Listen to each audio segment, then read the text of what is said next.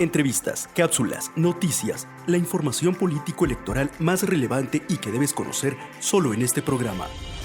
IE Contigo. IE Contigo. Un programa del Instituto Estatal Electoral de Hidalgo.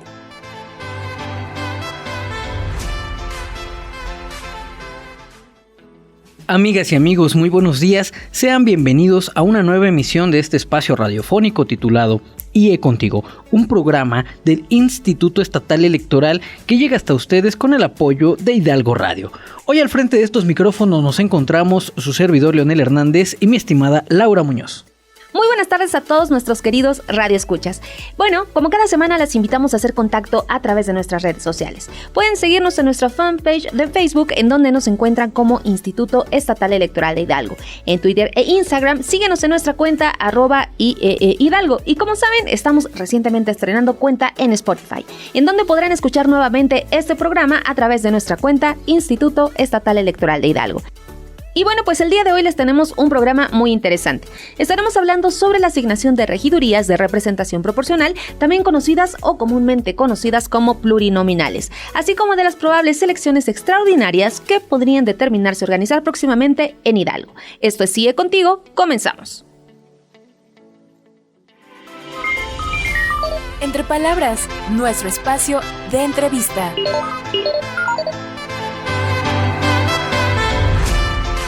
Estamos muy contentos de poder recibir en este estudio al licenciado Uriel Lugo Huerta. Él es secretario ejecutivo del Instituto Estatal Electoral de Hidalgo. Y bueno, el secretario, siempre es un gusto recibirlo en este espacio. Bienvenido.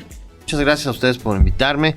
Y bien, para comenzar, si les parece, creo que sería muy bueno pues por compartir con nuestros radioescuchas acerca del tema de la cadena impugnativa. Si habrá elecciones extraordinarias, ¿quién determina todo esto? Adelante, secretario. Claro que sí, con mucho gusto, y me parece que es una pregunta muy interesante, en virtud de que los procesos electorales no solamente concluyen el día de la jornada. Es muy importante que la ciudadanía sepa que posterior a que ejercen su voto, que emiten su voto en las urnas, el día miércoles siguiente es donde se hacen las sesiones de cómputo municipales, para que de ahí se obtengan los resultados definitivos y se entregue la constancia de mayoría al candidato o la candidata que haya obtenido el mayor número de votos. Sin embargo, como sabemos, en una elección siempre hay un ganador o un perdedor o incluso empates.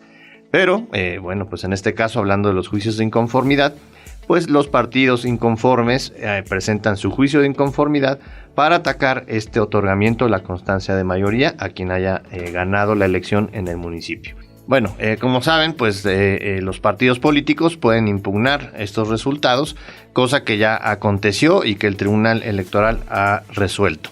De estas resoluciones, de estas sentencias, se ha determinado que se tienen que realizar elecciones extraordinarias en 4 municipios.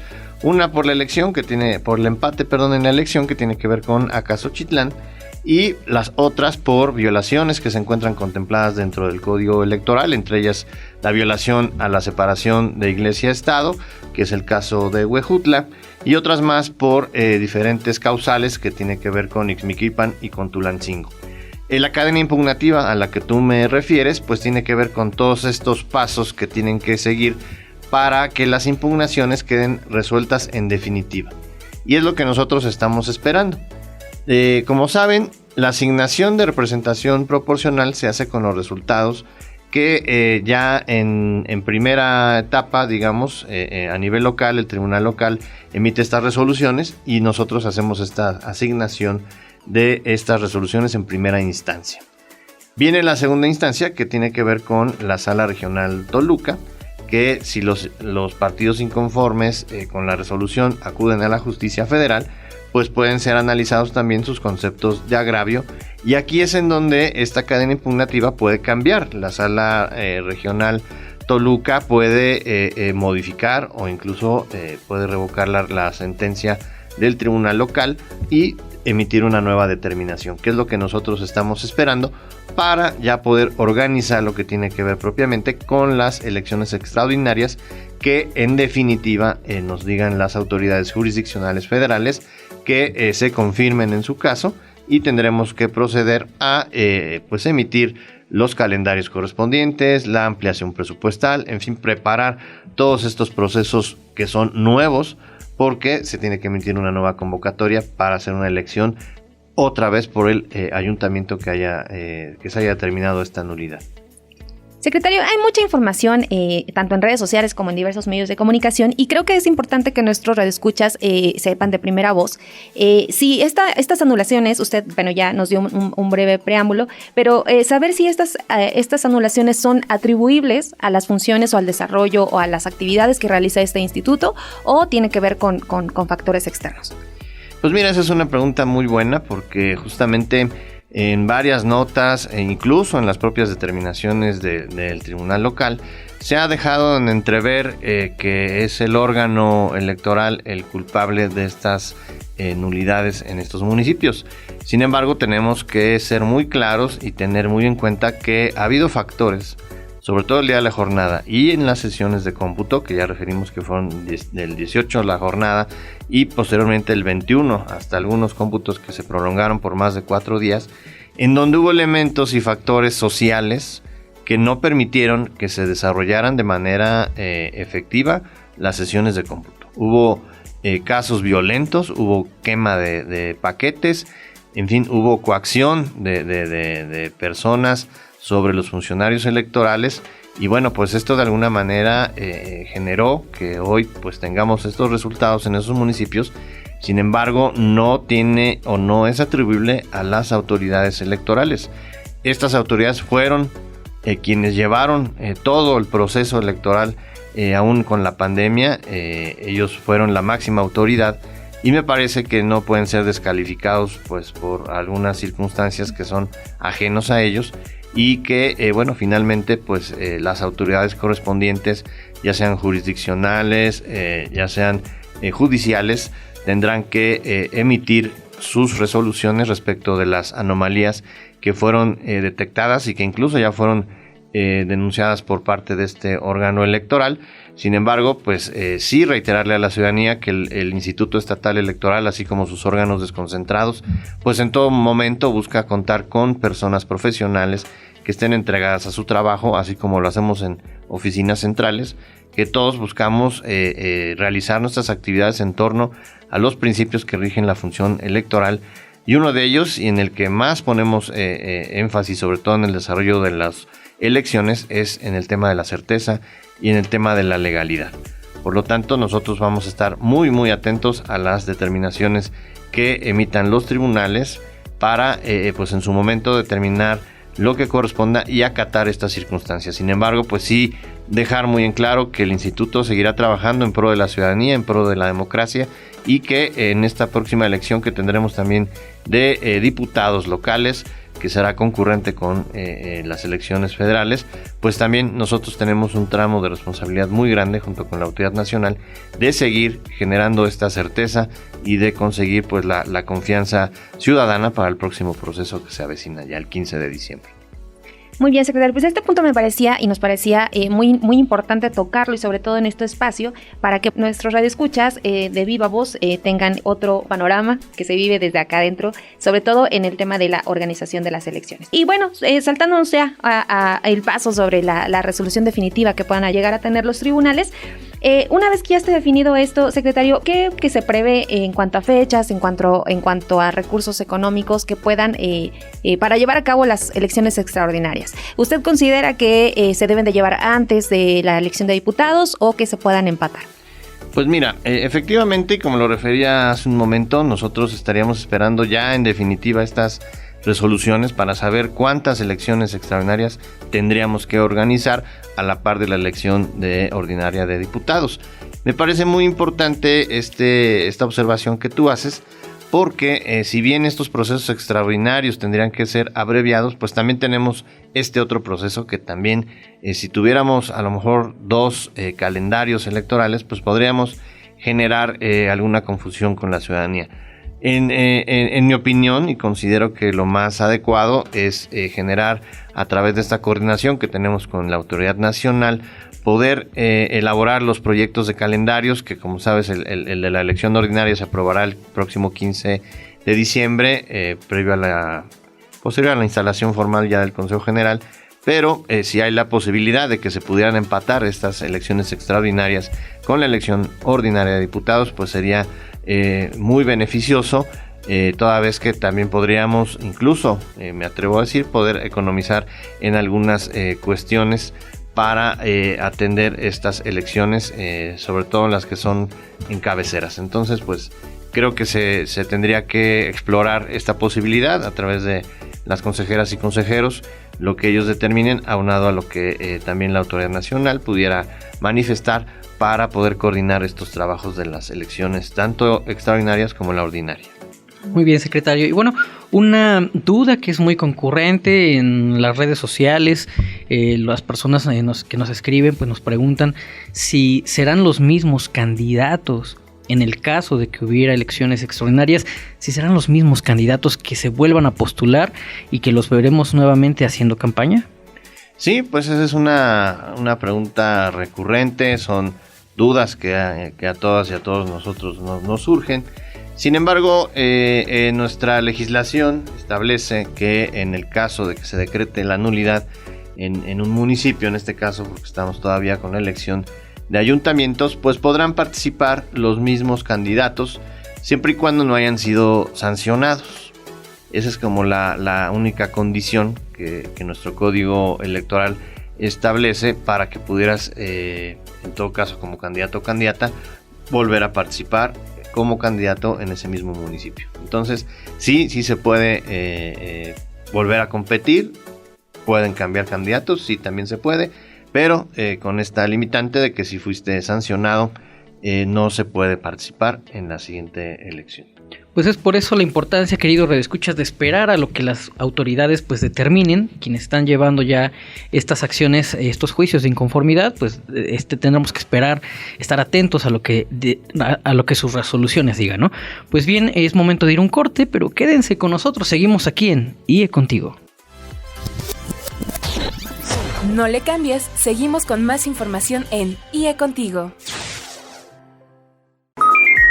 Ya estamos de vuelta en IE Contigo. Llámanos a la cabina 71 108 48 o 71 1 10 69. Maximizando el acceso de las mujeres a los cargos de elección popular.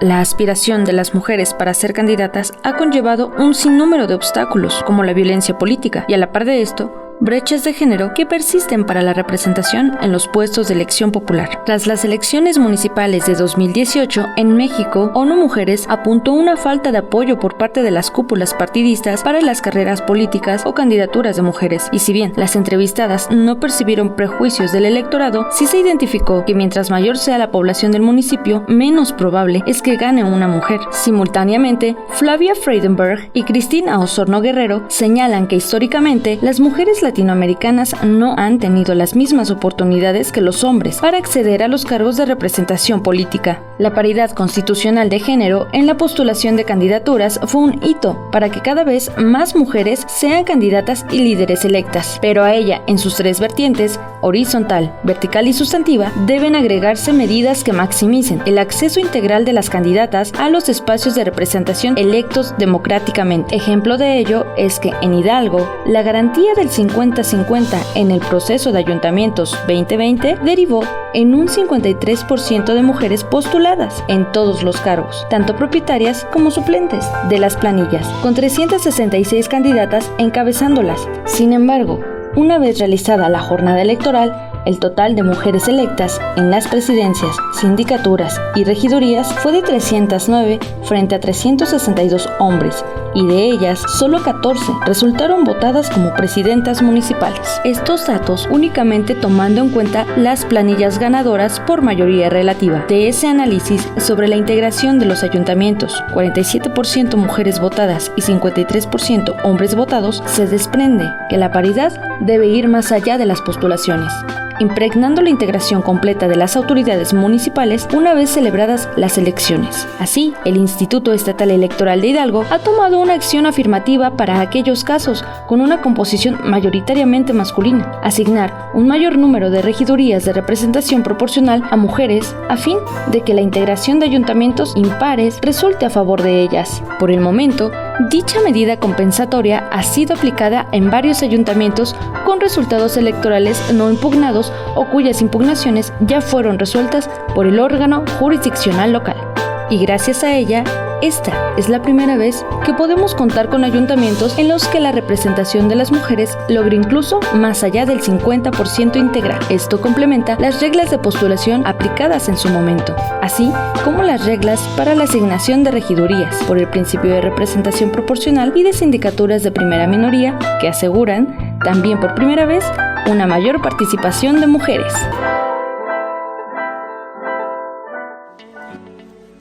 Amigas y amigos, estamos de regreso en el segundo bloque de IE Contigo, una producción del Instituto Estatal Electoral de Hidalgo que llega hasta ustedes a través de las diferentes emisoras que componen la red estatal Hidalgo Radio. Y bueno, como pudimos escuchar en esta cápsula, el Instituto Estatal Electoral de Hidalgo implementó una medida compensatoria en favor de las mujeres para la integración de los 84 ayuntamientos, pues para que tuvieran esta equidad de género. Y es importante diferenciar dos cosas. Primero, la igualdad de género se refiere a la igualdad de derechos, responsabilidades y oportunidades de las mujeres y los hombres. Es también un principio jurídico universal, mientras que la equidad de género introduce además un componente ético para asegurar una igualdad real que compense la desigualdad histórica que las mujeres han padecido en cuanto al ejercicio de sus derechos y, en este caso, de su participación y representación política. Esta es la importancia de la medida compensatoria. Y bueno, pues queremos compartirles que para el proceso electoral local 2019-2020, en el que renovamos los 84 ayuntamientos de la entidad, el Instituto Estatal Electoral de Hidalgo aplicó una medida compensatoria en favor de las mujeres en cuanto a la asignación de regidurías de representación proporcional. Esto fue a través de las reglas para la asignación de regidurías por el principio de representación proporcional y sindicaturas de primera minoría. Y bueno, como bien lo mencionabas, Leo, el objetivo de la medida compensatoria es garantizar que la mitad de las regidurías de representación proporcional sean ocupadas por mujeres, asegurando con esto su correcta participación y, por supuesto, el acceso real al cargo. Para lo cual, el Instituto Estatal Electoral de Hidalgo realizó los siguientes pasos. Primero, una vez realizado el ejercicio de asignación de regidurías de representación proporcional conforme al procedimiento establecido en el Código Electoral, pues se hizo un análisis para advertir si existe una integración mayoritariamente masculina. Posteriormente se identificó el número de regidurías en el que habrá de modificarse el género para asegurar la equidad de la integración del ayuntamiento en su totalidad. Y bueno, hecho lo anterior, se realizó un cambio de género a favor de la participación de las mujeres en regidurías que fueran asignadas por el método de resto mayor y al partido político que hubiera obtenido el menor número de votos. Finalmente, en aquellos municipios en los que el número de regidurías es un número par, para la integración total del ayuntamiento, bueno, pues la mitad fueron asignadas a hombres y la mitad a mujeres, mientras que en aquellos municipios en los que su integración es impar, se privilegió asignar la regiduría a una mujer. Con estas acciones se garantiza el acceso real al cargo de las mujeres hidalguenses. Y no es todo. De cara al siguiente proceso electoral para la renovación de las diputaciones locales, el IE seguirá avanzando en el reconocimiento de los derechos político-electorales de las mujeres hidalguenses. Más igualdad, menos discriminación. En esta ocasión reflexionaremos sobre un tema que ha aquejado a la humanidad a través de la historia: la discriminación como un trato desfavorable o de desprecio hacia nuestros semejantes, que surge del rechazo hacia las diferencias o a las características de una persona, principalmente por la raza, posición económica, edad, sexo, escolaridad, discapacidad, entre otras. Las acciones u omisiones causadas por la discriminación lastiman, limitan o bloquean los derechos humanos de quien la padece. En el caso de los pueblos y comunidades indígenas, algunos aspectos que forman parte de su identidad son motivo de discriminación. En algunas localidades, por ejemplo, las familias ya prohíben a su descendencia utilizar su lengua materna para evitarles burlas e insultos. Si bien su presencia y representación política no ha sido proporcional ni constante, luchamos por la conquista de su ciudadanía. Hoy, no solo hablamos de inclusión o participación de las personas indígenas en las campañas electorales, sino de garantizar su auténtica representación con perspectiva de género y el fomento de liderazgos indígenas femeninos. Cuando hablamos de política, ser mujer indígena representa una situación de desventaja en dos sentidos. Primeramente, sufren discriminación por el género, como existe en diferentes ámbitos de nuestra sociedad, y aunada a lo anterior, los usos y costumbres de los pueblos indígenas limitan aún más el ejercicio de sus derechos. En algunas comunidades se sigue pensando que la política pertenece exclusivamente a los hombres y de manera general subestiman la capacidad de liderazgo, gestión y resolución de las mujeres. Si bien las comunidades indígenas representan parte importante de la riqueza cultural de nuestro país, en algunas regiones, su construcción social ha delegado a las mujeres el cuidado del hogar y el trabajo no remunerado. La ciudadanía es un derecho que debe ser reconocido, ejercido y protegido.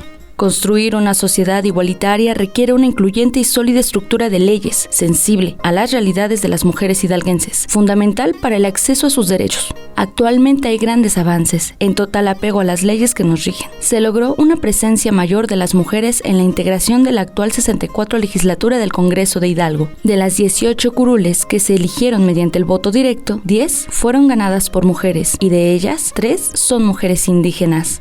Por primera vez en la historia de Hidalgo, hay más mujeres tomando decisiones desde el Poder Legislativo, ocupando 16 de las 30 diputaciones. El reto es no disminuir los esfuerzos de cara al proceso electoral 2021, donde nuevamente habremos de elegir diputaciones locales, pues los derechos humanos jamás deben ir en retroceso. Finalmente, recordarles que en democracia, el voto es un instrumento que nos coloca en un plano de igualdad porque cada voto vale exactamente lo mismo, sin importar el sexo, la edad, color de piel o cualquier otra característica de quien lo emite. Hoy es un buen momento para reafirmar que las personas somos iguales en dignidad y en derechos.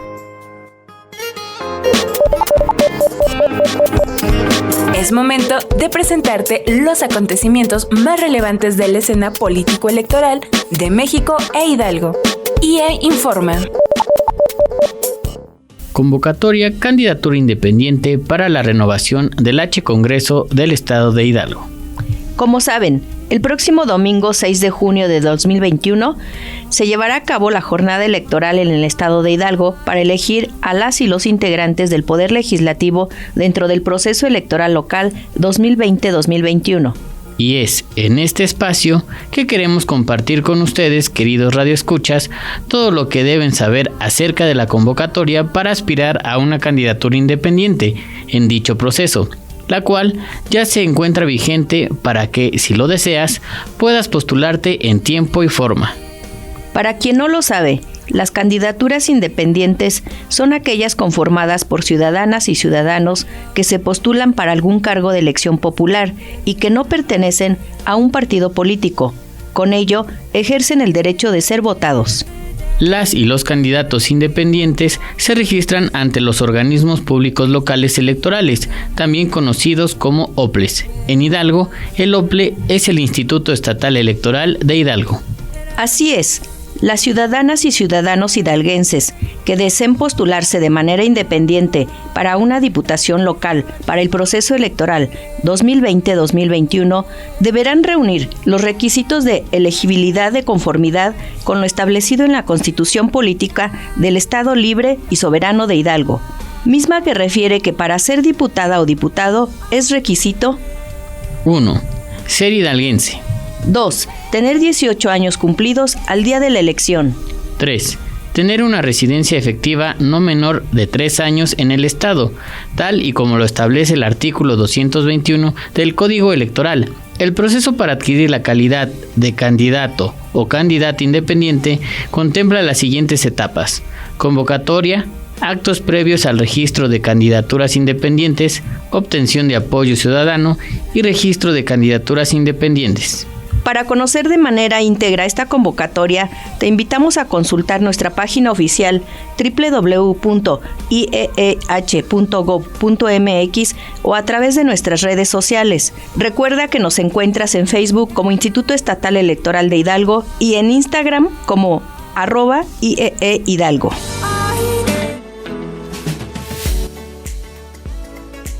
Amigas y amigos, es así como llegamos al final de este espacio, pero les invitamos a seguir en contacto con nosotros a través de nuestras redes sociales. En Twitter e Instagram nos encontramos en @IEEHidalgo. Facebook, Spotify y YouTube puedes buscarnos como Instituto Estatal Electoral de Hidalgo. Agradecemos a la Red Estatal de Hidalgo Radio por todo el apoyo en la transmisión de este espacio, así como a Jacqueline Jiménez Méndez, titular de la Unidad Técnica de Radio, Televisión y Prensa del IE. En la edición, la maestra Ana Rivero. En las voces, el día de hoy, Leonel Hernández y Laura Muñoz.